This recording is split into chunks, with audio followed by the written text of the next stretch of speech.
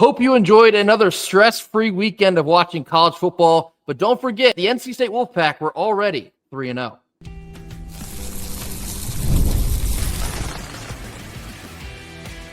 You are Locked On Wolfpack, your daily podcast on the NC State Wolfpack, part of the Locked On Podcast Network, your team every day. What's up, Wolfpack Nation? It's time to get locked in with Locked On. Thanks for making Locked On Wolfpack your first listen each and every day. We are free and available wherever you get your podcast and on YouTube. Part of the Locked On Podcast Network, your team every day. Our Monday show is brought to you by FanDuel. Right now, new customers can sign up today, bet just $5, and if that $5 bet wins, you'll get $300 back in bonus bets guaranteed. That's right, $5 to win $300 if that $5 bet wins. Head on over to FanDuel.com in order to get started today, or you can download the FanDuel app. FanDuel, play your game. What's up, Wolfpack Nation? Happy Monday to all. That's Victory Monday to you all, in fact. As always, I'm Grayson Boone, joined by former Wolfpack defensive tackle Kenton Gibbs. Kenton, rewinding the clock just a little bit because NC State played ahead of an entire weekend of college football. 34-24 victory over Wake Forest out in Winston-Salem on Thursday evening. How does that feel after watching what was actually a very bad weekend for the rest of the ACC? You know, I will say this. It might have been a bad weekend for the rest of the ACC, but teams that NC State had already played and beaten, I start feeling a little bit better. I mean, you know, we watched teams that we had beaten absolutely throttle their opponents or put up some pretty big numbers there in terms of not only ECU putting on an offensive display against Coastal Carolina, but also UVA against William & Mary. And I get it. Those two teams are not, you know, we're not saying that those are world beaters by any stretch of the imagination. We're not saying that that's a big thing there. But all in all, I've got to feel good about this team. And also watching certain teams from around the conference play, it kind of is a moment where it's like, our schedule didn't get any easier. Because while there are certain teams that, for example, Virginia Tech no longer has a head coach. Sure. Yeah. Nobody's going to argue like, oh, that's not substantially easier than you would have imagined initially coming in. Florida State is looking more physical than they have been in quite some time. Oh, this is as physical as I've seen them since Jameis Winston and company were walking through that door. Since Dalvin Cook was sporting the garnet and gold. And Georgia Tech is every bit of what I thought they'd be at the line of scrimmage on both sides of the ball as well. So, you know, you're looking at a situation where, objectively speaking, some teams that we are going to play are better than we thought. Some teams are worse than we thought. I'm looking at the team directly in front of us and saying, ooh, this Duke team, things are shaping up exactly like I thought they would coming into the season. And it looks every game, Darian Mensah starts off super slow. And then towards the end, it kind of looks like he's getting his footing under him, but it's always too little too late. And this game against NC State was the game where I said, I feel like for some strange reason, he's going to get it together and find it here. I hope I was wrong, everybody. I'm sorry. I hope I was wrong, okay?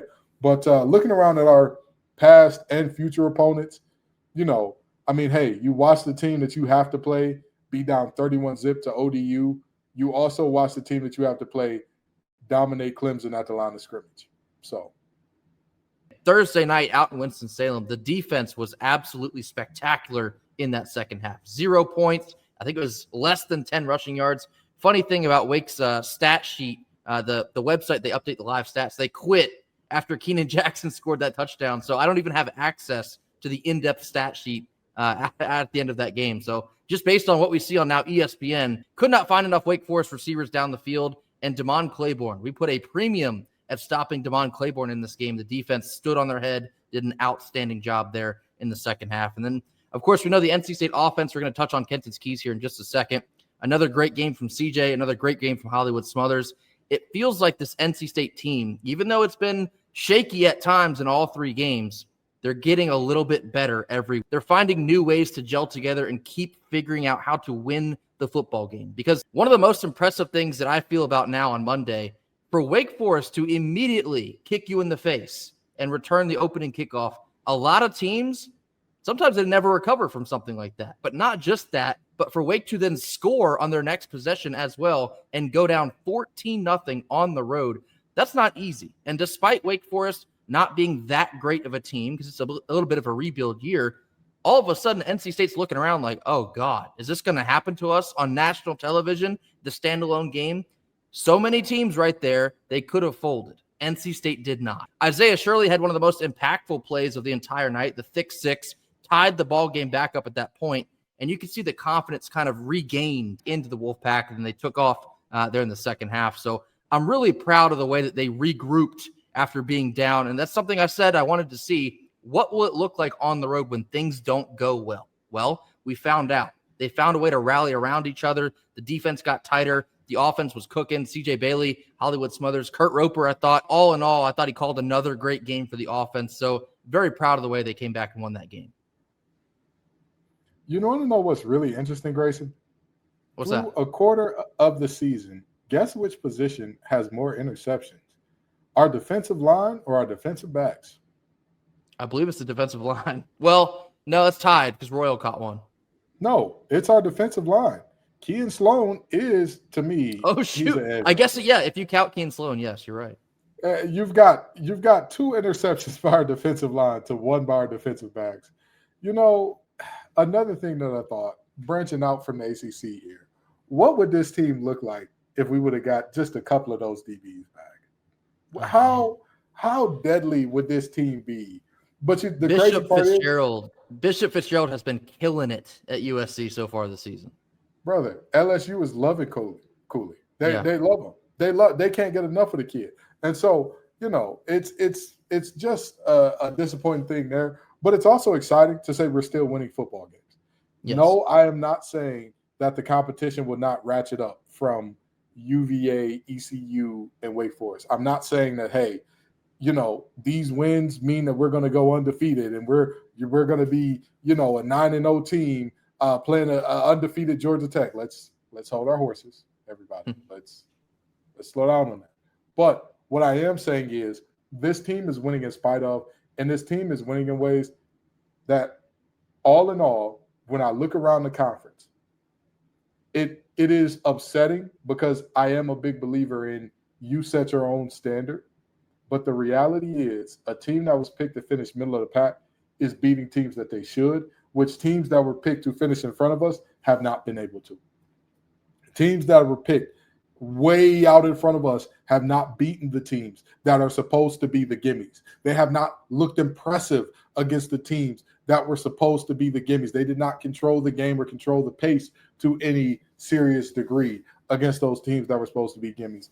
And NC State has at times, right? Second half against Wake Forest. There's not a word or an argument that NC State did not control the pace and get what they want, how they want, when they won that second half.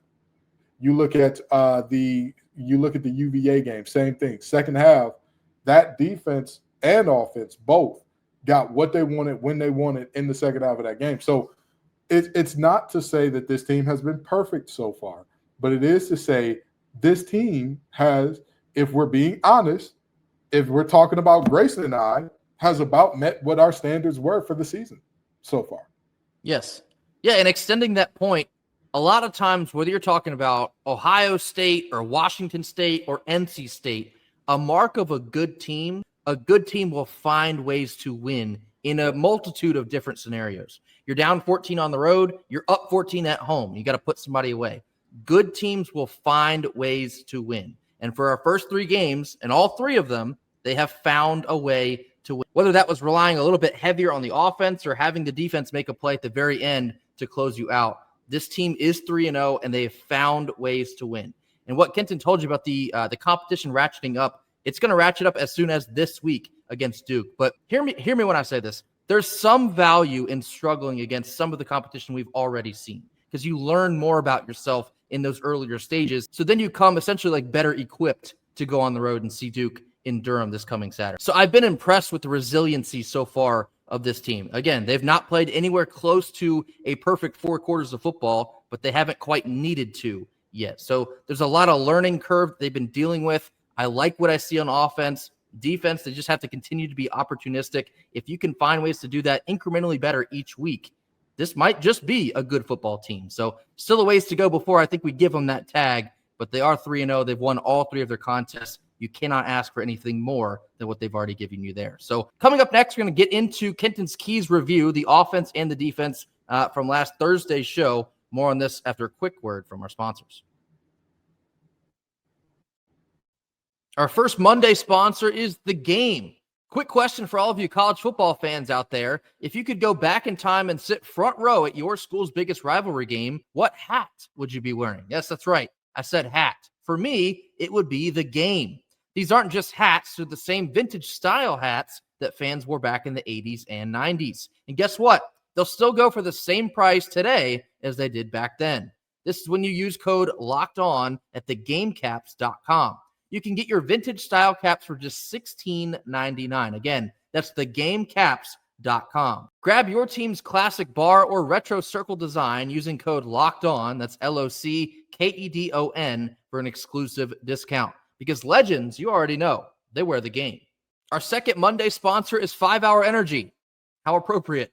Caffeine just got a flavor upgrade. 5 Hour Energy shots deliver tasty caffeine in 17 bold different flavors. Each 2-ounce shot packs the caffeine of a premium 12-ounce cup of coffee, plus B vitamins and nutrients with 0 sugar and 0 crashes. I might eat one of those right now. What I love the most is how portable they are. There's huge taste in a tiny shot. You can take it anywhere and everywhere that you go. So why should you reach for 5 Hour Energy shots? Well, I can tell you they kick in fast and they're sugar-free with 0 crash later on. Coffee sometimes, energy drinks sometimes. You drink them now, you feel great. Later, you feel like crap. That does not happen with 5 Hour Energy. So enough with the boring, flavorless caffeine. It's time to give your caffeine a flavor upgrade with 5 Hour Energy shots. Get the favorites that you love or be bold and try something new in-store and online at 5hourenergy.com or on Amazon today. Middle portion of our Monday show, time to look back at Kenton's Keys from the Wake Forest game and assess how we did on both offense and defense against the Keys. So the first key on offense was to have a day for CJ Bailey. CJ Bailey needed to have a QBR of at least 75 plus. You did achieve that, so that's a check mark. He finished with 80.5. I believe that's his third consecutive game of 75 plus. So that's a quarterback that's playing at a high level right now. He's looking like one of the best quarterbacks in the ACC, which who could have told you that might be the case? The two of us did all summer while he was seemingly getting forgotten about by the rest of the country. CJ Bailey has looked awesome so far, and he achieved that key of 75 plus QBR. Again, 80.5 on the road at Wake. Number 2, Hollywood Smothers. You needed him to rumble. He needed at least 125 total yards on the night. He did that just on the ground by himself. He finished with 164 rushing yards, 24 carries for 164, also caught 4 passes for actually -1 receiving yards, 163 total yards on the night, so that was also achieved. And the third offensive key was to finish the game without committing a turnover. This was a huge success against Wake. You achieved this one as well. No picks, no fumbles. You did not beat yourself, and that in hand gave us a chance to beat Wake. The idea for the no turnovers was Wake cannot drive the ball on your defense the entire game. Even though our defense has not been exactly the 85 Bears so far this season, if we are talking about drives in which Wake Forest had to drive the field in this game, how many points did they come away with? How many points did Wake Forest come away with, right?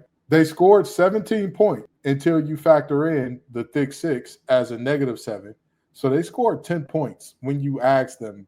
They, in essence, were a net positive 10 when you asked them drive the field. I mean, that's it. That's it. When you don't give the ball away and you make a team like Wake Forest beat you, and granted, yes, you don't want to give the ball away to any team, but especially a team that is worse than you, where you're like, hey, we just don't want to give this team confidence, which we still found a way to do early because of kicking it off to their most explosive player outside of Claiborne. And on the first drive where they scored a touchdown, letting their most explosive player outside of Claiborne get open, you know, that's the reality of this thing, right? So all in all, there is not a world where if we don't beat ourselves in this game, we lose. And we didn't beat ourselves in this one. And so the result is what it is. Something else that was great to see from the offense is Justin Jolie getting in the end zone not once but twice. We knew even last year that he's a very credible red zone threat. Proof in the pudding, as if you needed anything more to see on that front. So great to use him as a weapon, as you should, especially when you're down on the other team's red zone. Justin Jolie getting in the end zone twice was a great catalyst of a good night for the NC State offense. 3 for 3 against Kenton's Keys on the offense. Now we'll transition over to the defense. Number 1 was to stop Damon Claiborne, hold him to under 100 rush yards or less. Damon Claiborne finished with 12 carries for just 35 yards and a touchdown. That is spectacular. He was being considered one of, if not the best, running back in the ACC conference. NC State went out and proved otherwise. Actually, on both sides of the ball, because Hollywood Smothers was a force as well. Keeping Damon Claiborne at check, we talked about it all week. That was how you were going to win the game. And they went out and they got it. Again, I don't have the updated stats because Wake Forest stopped keeping track, but I had heard the stat that Wake only had a single rushing yard in the second half. At least I know it's under 10 at the very least. It's under 10. Spectacular effort to keep Damon Claiborne in check. The second key, go ahead. I'm not going to go as far as to say Damon Claiborne chain is fake, but look a little funny in the light. This was a hell of a job by the defense. The second defensive key was to close out drives and hold Wake Forest to 30% or less on 3rd and 4th down conversions. Unfortunately, did not get this one. They were 7 of 17 in both of those situations. That is 41%, so just north of 30. Missed that. The third defensive key was to keep the hay in the barn, which that was keep wide receiver Chris Barnes in check, under 75 total yards. You missed that one on the very first play of the game. 98 yards to the house. Missed that immediately. Also had a very long reception thereafter, 70 yards, that set up another Wake Forest touchdown. What's interesting, Kenton, we said last week that Wake Forest has 3 options on offense that can beat you. Robbie Ashford, Damon Claiborne, and Chris Barnes. Wake Forest scored 3 touchdowns. Guess who scored those 3 touchdowns? Robbie Ashford, Damon Claiborne, and Chris Barnes. Mm-hmm. That was the formula. That's the only way they could beat you. And outside of that, respectfully, they just don't have the horsepower in year 1 of Jake Dickert. So all things told, I thought the NC State defense, specifically in the second half, they did a great job of taking away their weapons, because you saw what happened after that. Robbie Ashford got very jittery back there in the pocket, made a couple bad decisions, probably should have thrown more than 2 interceptions on the night, but Ronnie Royal got him there at the very end of the game. He looked all out of sorts, and so the NC State defense, they deserve a lot of credit for that. Yeah, 1,000%. And, you talk about Barnes and as explosive as he is and all that, Grayson and I are still wondering how that first kick didn't go out of the end zone, man. It makes no sense. Every other kick flew out the back of the end zone, but that one only made it to the 2. And I'm going to tell you something. For as much maligned, our defense has been much maligned, and rightfully so. However, this is the second week in a row with the returns, man. We can't keep this up.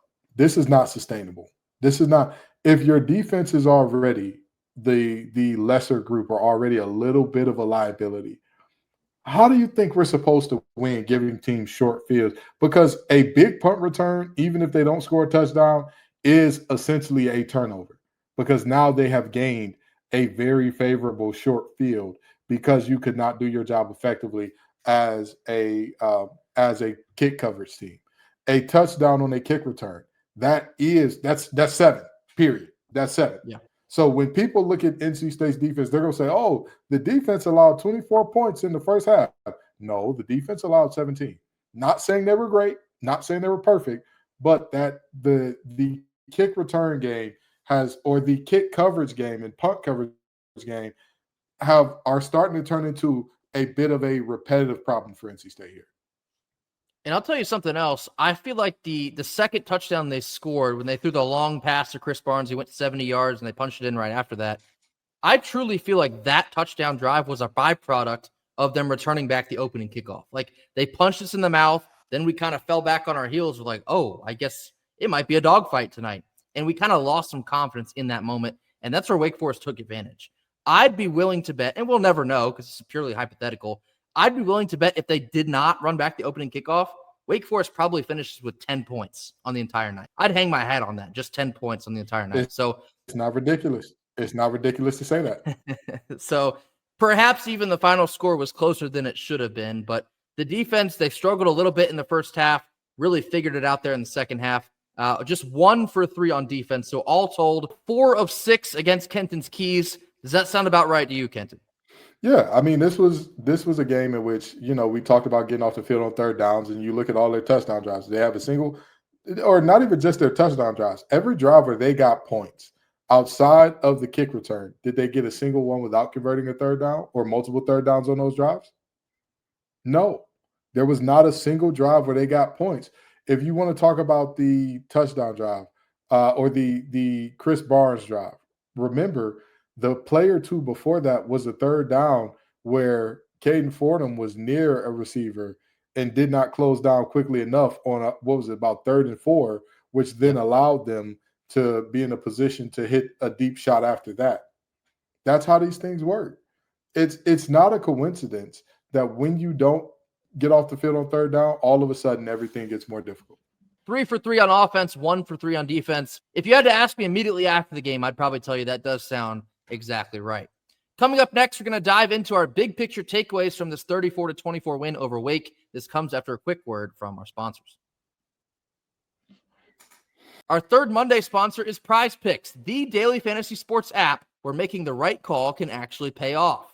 You and we make decisions every day, but on PrizePicks, being right means you cash in. With football back, PrizePicks is the simplest and fastest way to get in on the action. Just pick more or less on 2 to 6 player projections, and you can turn your takes into real prizes all in just under 60 seconds. It's quick, it's easy, and it's honestly one of my favorite ways to follow along watching football. You can check projections like Josh Allen for more or less than 270 passing yards, or you can take Saquon Barkley for more or less than 1 rushing touchdown. And the best part is, even if one of your picks misses, PrizePicks has invented the flex play option, so you can still double your money. That's right, even if one misses. Download the PrizePicks app today and use code LOCKEDONCollege to get $50 in lineups after you play your first $5 lineup. That's right, code LOCKEDONCollege, LOCKEDONCOLLEGE, LOCKEDONCollege for $50 in lineups after you play your first $5 lineup. PrizePicks, because it's good to be right.